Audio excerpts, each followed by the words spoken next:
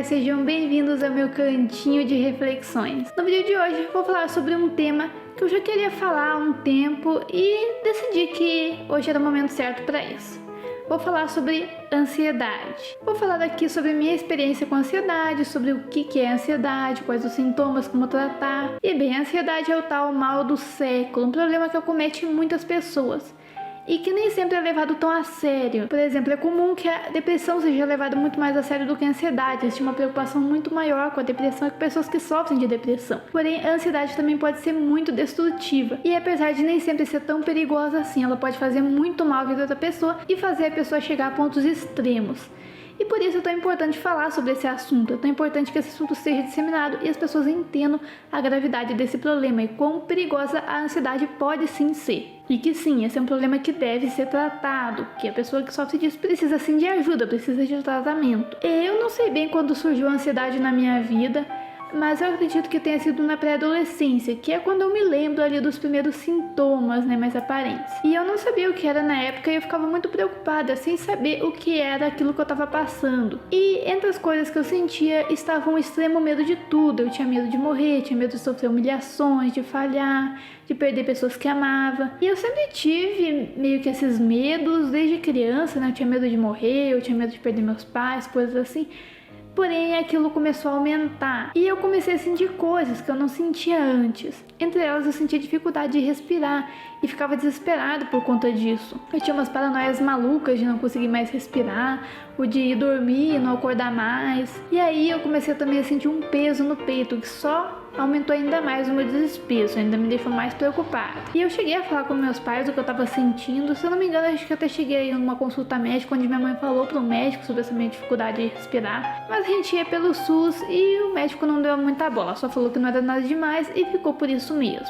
Aí no ensino médio eu comecei a ter outro sintoma que me desesperou. Eu costumava ter enxaqueca, E esse é um problema que até hoje eu sofro disso, Às vezes eu tenho crise de enxaqueca. Porém, naquela época eu comecei a sentir uma dor estranha, diferente, que eu não tinha sentido antes. Que era diferente das dores de enxaqueca que eu estava acostumada. Que é uma espécie de sensação de pressão na cabeça, como se tivessem colocado um pano na minha cabeça e apertado assim bem forte, Uma sensação de pressão na cabeça, Como se tivesse uma faixa apertando.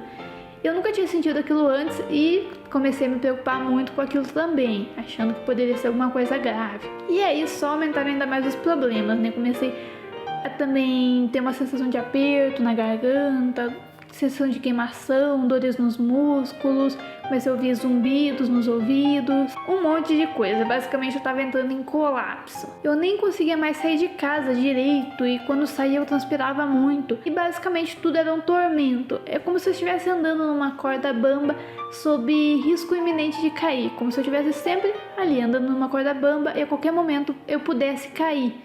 Sobre aquele constante medo de cair daquela corda. E eu não entendi o que estava acontecendo comigo, até que eu resolvi pesquisar alguns daqueles sintomas no Google. E aí eu achei um site. E pesquisar sintomas no Google nunca é uma boa ideia, porque o Google ele vai te dar todas as possibilidades que se encaixam naquele sintoma. E dentre elas sempre vai ter um câncer no meio. Porém, naquele caso específico foi bom, porque eu acabei achando um site com uma matéria chamada Os 100 Sintomas da Ansiedade. E quando foi a minha surpresa ao ver que todos aqueles sintomas que eu tinha batiam certinho com os sintomas que estavam lá naquela matéria, que eram sintomas de ansiedade. E eu já tinha uma certa suspeita de que podia estar sofrendo de ansiedade, mas não era nada certo e eu não entendia, eu não sabia que aqueles sintomas que eu sentia eram da ansiedade. E saber disso me deu um certo alívio, até porque é melhor ter ansiedade do que algo mais grave, sei lá, um câncer, E nos comentários eu vi gente em situação muito pior que a minha, gente falando que se encaixava com todos os sintomas, que todos aqueles sintomas que estavam ali no site, que 100 sintomas elas sentiam. E se eu que não sentia tudo aquilo já estava morrendo, imagina quem estava sentindo tudo aquilo. Eu ficava imaginando, meu Deus, Como é que essa pessoa está vivendo, sentindo tudo isso? Então eu percebi que tinha gente em situação até muito pior do que a que eu estava. E inclusive, pesquisando sobre ansiedade, sobre esses problemas, eu fiz pessoas em situações realmente muito extremas. Inclusive, eu li comentários de pessoas falando que queriam ir embora, que queriam desistir de tudo, porque eu não aguentava mais aquilo, eu não aguentava mais aquele tormento, aquele medo de tudo, de não conseguir nem sair de casa, de não conseguir fazer nada, sempre com aquele desespero constante, e que queriam simplesmente acabar com tudo para acabar com aquele sofrimento. Então, não é só a depressão que faz isso, né? Você tem essa ideia de que esse negócio de ir embora, né? Acho que vocês entendem o que eu quero dizer com isso. É só a depressão que causa isso, mas não, podem ter muitos fatores ligados a isso. Não necessariamente essas coisas estão relacionadas. Sim, né, é muito comum que pessoas com depressão queiram fazer isso, mas não é algo exclusivo de quem tem depressão. Outros problemas podem causar esse mesmo efeito, podem fazer a pessoa querer desistir de tudo. E a ansiedade é uma dessas coisas. A ansiedade é menos do que a depressão, mas sim, a ansiedade pode, em casos extremos, levar a isso. E é por isso que a gente tem que levar a saúde mental tão a sério, sem desmerecer nenhum transtorno. Porque no final das contas, você estar mentalmente mal é ruim de qualquer jeito. Não importa que, mas depressão é pior do que tal coisa, não sei o que é pior do que não sei o que. Não se trata do que é pior, do que é melhor, do que é mais grave ou menos grave. Não importa, se a sua saúde mental não está bem, então sim, isso tem que ser levado a sério. Aí, né, eu resolvi ir me consultar e fiquei na fila de espera para tratamento psicológico. Essa espera durou séculos, mas finalmente eu consegui ser atendida, passei por uma psicóloga que resolveu fazer um encaminhamento também para fazer tratamento com uma psiquiatra, né, para tratar essa questão da ansiedade, porque ela acreditou que sim, tomar medicamento seria importante para mim.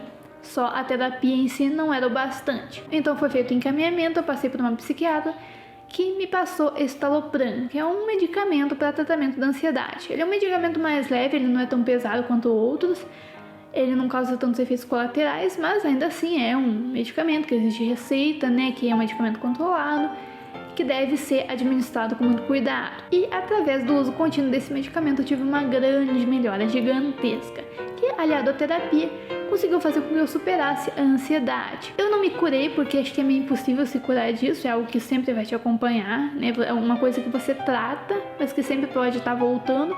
Porém sim, eu consegui controlar aquilo e parei de sentir a maioria daqueles sintomas que eu sentia. Mas até hoje, né, tem situações que me levam a sentir, né, sintomas de ansiedade que mexem com a minha ansiedade, né, principalmente questões sociais, que envolvem interagir com pessoas que eu não conheço muito, que eu não tenho muito contato, ou estar num local com muitas pessoas, muito juntas, às vezes ter experiências novas, sei lá, começar um trabalho novo, ir para uma cidade nova, são situações que mexem com a minha ansiedade, que sim, né, me deixam meio mal assim, porém é muito mais controlado do que antigamente, é algo que dá pra controlar, não vai me impedir de fazer isso. Mas afinal, o que é a ansiedade e por que ela causa todos esses sintomas? Bem, eu não sou psicóloga, eu sou formada em psicopedagogia, que é uma área relacionada a semelhanças ali, porém a psicopedagogia foca na aprendizagem e no que leva uma pessoa a aprender, nos diferentes processos de aprendizagem, é mais focada nesse aspecto. E eu não tenho formação para falar com propriedade acadêmica sobre questões psicológicas, sobre assuntos pertinentes à psicologia. Porém, eu fiz minha pesquisa e vou deixar as fontes aqui na descrição, então, para entender melhor esse assunto e poder trazer ele aqui para vocês, né, mesmo sem ser formada.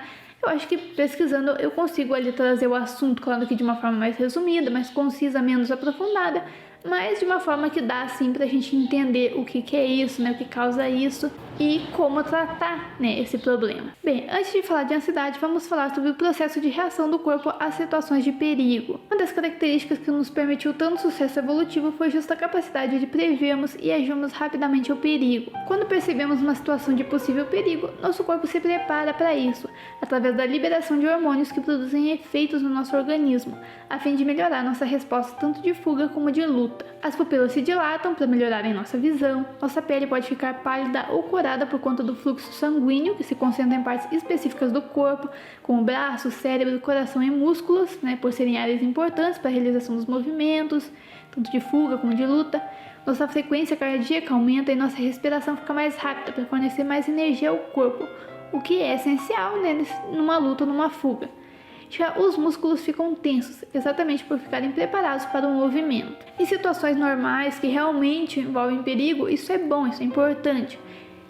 O corpo reagir dessa forma nos ajuda, e tem muitos casos de pessoas que sobrevivem a situações extremas por conta desse instinto de sobrevivência, né? Como pessoas que conseguem fugir de criminosos, né? Mesmo sem ter tanto preparo físico, mas por estarem ali no instinto de sobrevivência, conseguem fugir. Essas ações ali do nosso corpo são muito importantes nesse momento. O problema é quando isso acontece em momentos em que não há perigo ou que o perigo é muito menor do que a reação do nosso corpo, onde o nosso corpo libera muito mais hormônios do que o necessário e em situações em que isso nem é necessário, em situações em que nem precisaria do nosso corpo estar liberando isso. Por exemplo, é normal nós ficarmos nervosos e entrarmos nesse modo quando estamos, sei lá, andando numa rua escura e meio deserta e se aproxima alguém desconhecido, porém não é normal sentir essas mesmas coisas, liberar esses mesmos hormônios simplesmente no ato de sair de casa. É aí que entra a ansiedade, a TAG, que é o transtorno de ansiedade generalizada, onde esses hormônios são produzidos em excesso e liberados em momentos em que não há perigo ou que o perigo é muito menor do que a reação do corpo. Com isso surgem os perigos psicológicos e até imaginários, como o perigo de interagir socialmente por medo de sofrer uma humilhação pública,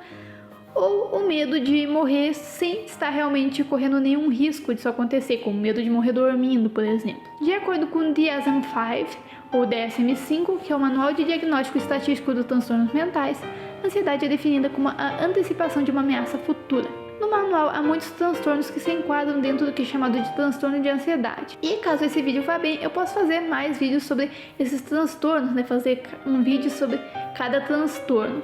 Mas no vídeo de hoje vamos focar na TAG, no transtorno de ansiedade generalizada, que é caracterizado pelo DSM-5 como a ansiedade e preocupação excessivas acerca de diversos eventos ou atividades, sendo que a frequência, intensidade e duração da ansiedade é desproporcional à probabilidade real ou impacto do evento antecipado. Ou seja, é o que eu falei, é um medo muito maior do que o risco que você realmente está enfrentando. E entre as principais características desse transtorno estão a inquietação profunda, sempre com os nervos à flor da pele, o que lembra muito a situação que eu vivia, de estar nessa corda bamba, sempre sob risco iminente de cair, dificuldade de concentração e sensação de brancos na mente. Também muito normal, como quando uma pessoa estuda muito para uma prova, porém quando vai fazer a prova está tão nervosa que simplesmente se esquece de tudo, daquele branco. Eu já passei por isso, principalmente em situações de provas orais, Eu sempre tive mais facilidade para escrever do que para falar. Em situações em que exigiam que eu respondesse oralmente, falando, sempre me deixavam muito nervosa e era comum dar esses brancos, onde eu não sabia o que responder. Cansaço, fadiga, pois o corpo está sempre tenso e a pessoa não consegue relaxar, descansar, o que causa muito cansaço, Você não descansa, não relaxa, está sempre ali tenso, está sempre ali preocupado com tudo, seu corpo está sempre nesse estado de alerta e você não descansa e por isso você está sempre se sentindo muito cansado. Problemas de sono também, por isso, pela pessoa não conseguir relaxar o corpo, está sempre tensa e por isso o corpo ele não consegue relaxar ali naquele momento que ele precisa para dormir, porque a gente atingir o estado de sono, a gente precisa estar com o corpo relaxado. E quando você está sempre tenso, isso não acontece, então você vai ter muito mais dificuldade para conseguir dormir. Eu, por exemplo, tinha muitos pesadelos, eu até conseguia dormir, porém eu tinha muitos pesadelos no sono, eu ficava sonhando que coisas cotidianas em que tudo dava errado, ou sonhava que eu não conseguia me mover, ou caía e não conseguia me levantar. E é perceptível como essas características estão associadas a esse estado de sobrevivência do nosso corpo, Esse estado em que esses hormônios que são liberados pelo nosso corpo para situações de perigo. Porém, isso acontece em momentos que não há necessidade, numa quantidade muito maior do que o necessário e de forma constante, o tempo todo. O corpo parece que está sempre nesse estado de alerta constante, nesse estado de perigo, de enfrentar o perigo. E, por exemplo, eu tenho problema de enxergar em locais muito claros, porque eu tenho um olho muito claro, então ele recebe mais luz, então em lugares muito claros é difícil de enxergar, machuca os olhos. Porém, nessa época que eu estava sofrendo de ansiedade, isso estava muito maior. Se o lugar fosse um pouco mais claro, já era muito difícil para mim enxergar, já machucava muito os olhos. Provavelmente porque uma das características do estado de sobrevivência é a pupila dilatada. Dilata a pupila para você conseguir enxergar melhor. Só que como eu estava nesse estado o tempo todo, minhas pupilas estavam sempre dilatadas e por conta disso captava muito mais luz e isso machucava meus olhos. E eu também tinha dores musculares, exatamente pelo corpo estar sempre tenso, Os músculos estavam sempre tensos, o que fazia com que eu sentisse dor nos músculos, que eles não conseguiam relaxar. E o aperto no coração também provavelmente acontecia por conta do aumento da frequência cardíaca. O coração estava sempre batendo muito mais rápido do que o necessário, o que dava essa sensação de aperto, Dava uma sensação de que tinha algo ali de errado no coração, porque ele estava batendo muito mais rápido do que o necessário, do que o que se deve bater numa situação normal ali de tranquilidade. E outra característica muito comum também na ansiedade é o famoso intestino solto. Sim, o se cagar de medo. Sim, isso realmente acontece. Isso porque numa situação de sobrevivência, o seu corpo precisa estar leve. Quanto mais leve seu corpo estiver, melhor, porque é mais fácil de você conseguir se movimentar, seja para correr, para fugir, seja para lutar. Você vai ter mais facilidade de movimentação. Por isso, o que seu corpo entende? Tenho que liberar todo o peso inútil. O que está de inútil aqui precisa sair para ficar mais leve. Então, isso faz seu corpo querer liberar tudo aquilo que está no seu intestino e na sua bexiga. Então quando você está numa situação de perigo, uma situação de ansiedade, você automaticamente sente vontade de ir no banheiro, tanto por um quanto por dois, porque é o seu corpo querendo liberar aquele peso inútil que está ali. Eu tinha muito isso, né? Até hoje, em situações de nervosismo ali, em situações que te deixam ansioso, eu tenho essa vontade de ir no banheiro. Eu acho que muitas pessoas que estão ouvindo isso também vão se identificar também, né? Nessas situações você sente vontade de ir no banheiro, porque é isso, é o seu corpo se preparando para o perigo. E por conta dessa produção excessiva desses hormônios, muitos outros sintomas surgem. E também as questões psicológicas relacionadas à preocupação. Por exemplo, uma pessoa que tem tanta preocupação de ter uma doença que passa a acreditar que realmente tem aquela doença e por isso começa a sentir os sintomas daquela doença, sendo que é tudo psicológico. O que está fazendo ela sentir esses sintomas não é a doença em si, ela nem tem essa doença. Mas sim, o simples acreditar, né, o simples fato dela acreditar que tem faz com que ela sinta esses sintomas. Ela acredita que está realmente sentindo aquilo por conta da doença. Então também tem o nosso psicológico agindo ali. Às vezes a gente sente sintomas que não estão, de certa forma, ligados ali à ansiedade, né, essas produções hormonais, né, essas mudanças do nosso corpo para sobrevivência, mas muitas vezes ligados a o psicológico mesmo, de você acreditar que tem uma coisa e passa a sentir isso por conta disso. E o que causa esse transtorno de ansiedade? Por que a pessoa começa a agir desse jeito? Como dá pra ver, assim como na depressão, tudo se relaciona a um desequilíbrio químico no cérebro, que pode ser gerado por fatores genéticos, se você tem parentes que sofrem do mesmo problema, o risco aumenta.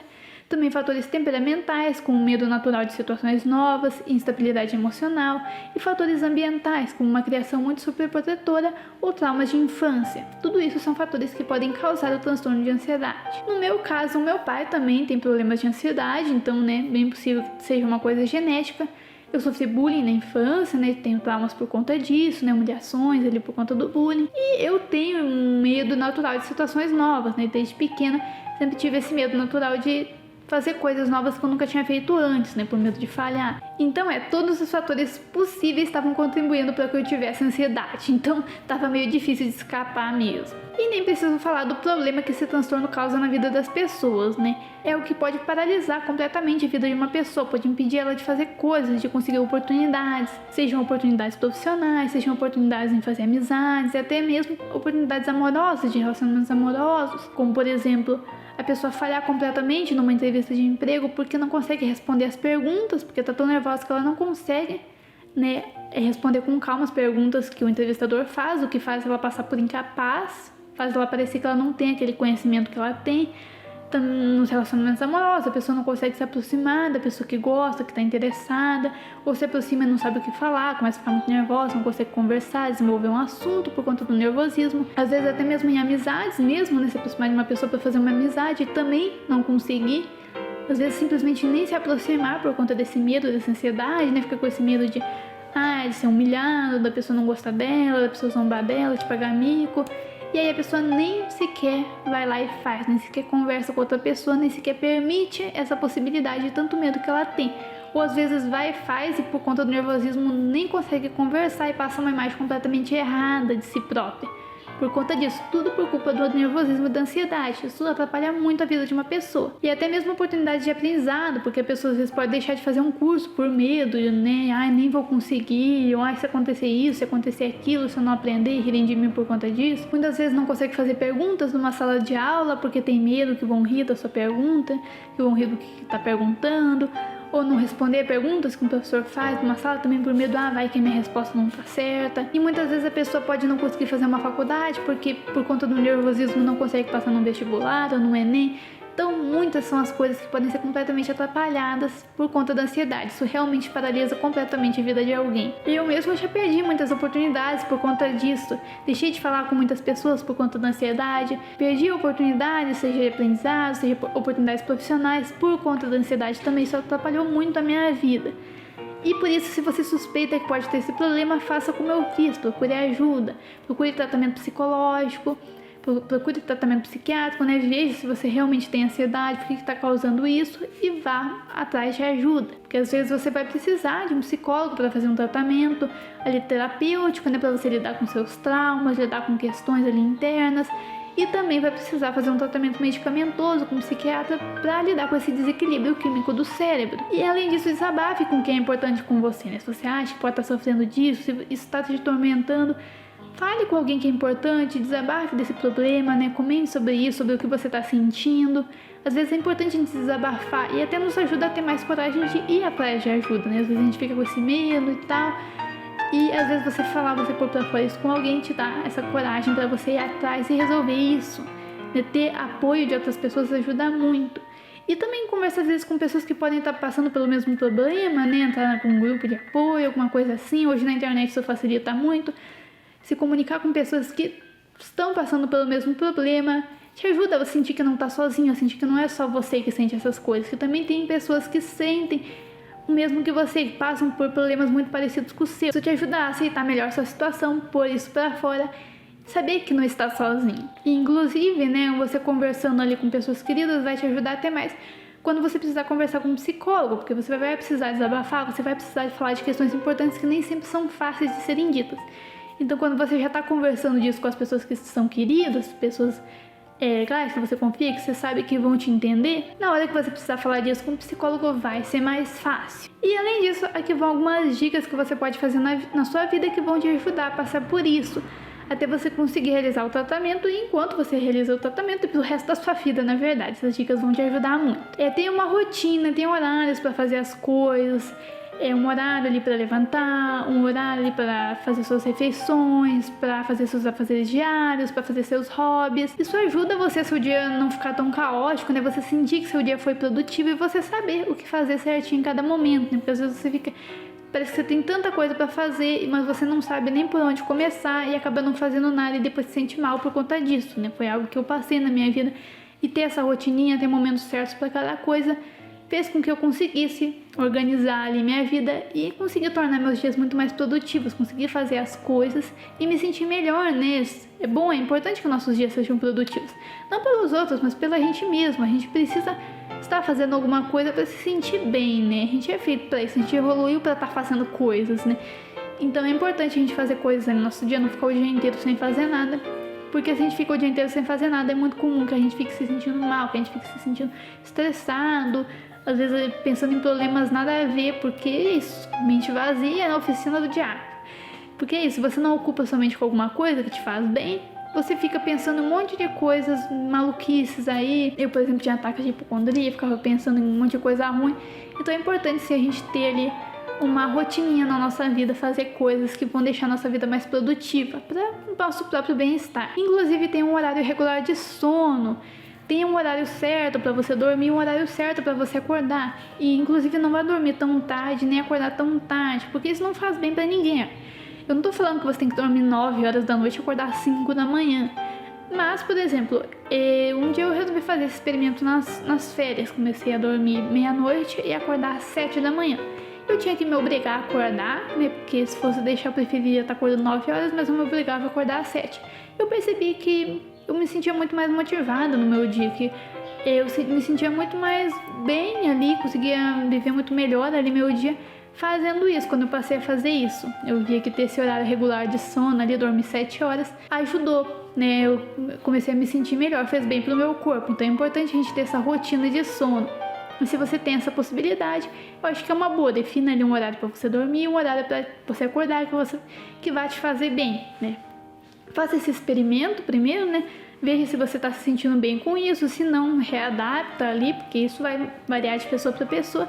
Mas tenta, né, seguir essa rotininha de sono que vai te ajudar. E também dormir com a cortina aberta para você acordar com a luz do sol. Isso também ajuda muito, porque nós evoluímos para dormir no escuro e acordar na claridade. Então, quando você acorda com a luz do sol, meio que seu corpo ele acorda naturalmente, não é você acordando ali assustado com o despertador. Você meio que acorda de uma forma bem mais natural, que vai te fazer melhor também, né? Você se sente mais descansado, você se sente mais disposto. Eu agora não tô podendo fazer muito isso, porque eu tenho que acordar bem cedo para ir trabalhar, né? Antes das 7 horas, eu vou trabalhar depois das 7, mas como tem que, né, se arrumar e tal, preparar as coisas, eu acabo tendo que acordar antes das 7 horas para dar tempo, então eu acabo acordando antes de abrir o sol, muitas vezes, né? Porque aqui na minha cidade demora, às vezes, para clarear o dia. Então, quando eu acordo ainda tá escuro, então não dá para acordar com a luz do sol e também não dá para acordar antes das 7, né? Então, por conta disso, não tá dando para fazer essa rotininha exatamente do jeito que eu queria. Mas se você tem essa possibilidade, eu indico muito. Também é importante fazer exercício, né?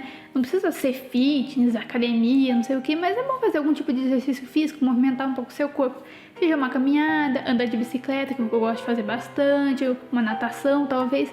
São exercícios ali que vão te ajudar a sentir mais disposto, né, no seu dia. No começo vai ser meio difícil, né, o pontapé inicial, mas depois que você pega o jeito, é muito bom. Você vai se sentir muito melhor, vai ter muito mais disposição na sua vida. Também socializar, conversar com outras pessoas, sair com outras pessoas também é importante. Ficar em casa, trancado, sem falar com ninguém não é saudável. Nós também evoluímos para conviver em grupo, para se socializar. Então, quando a gente fica sem falar com ninguém, a gente também se sente mal. Isso também prejudica o nosso psicológico e vai aumentar ainda mais a ansiedade. Então, sim, a gente precisa se socializar com pessoas, a gente precisa ter contato com outras pessoas. No começo vai ser difícil, né, se você não tem esse costume, mas com o tempo você se acostuma, você se adapta, e se você estiver fazendo tratamento para ansiedade também, tudo isso vai ajudar e você vai ver o quão isso vai te fazer bem, o quão isso vai te deixar muito mais disposto para viver a sua vida, vai te dar muito mais ânimo na sua vida. Bem, então é isso. Se você desconfia que pode estar sofrendo de transtorno de ansiedade, seja de que tipo for, porque tem muitos tipos, vá, busque ajuda, busque tratamento, não fique aí parado, siga essas dicas e corra atrás da sua saúde mental. E fique bem e até a próxima!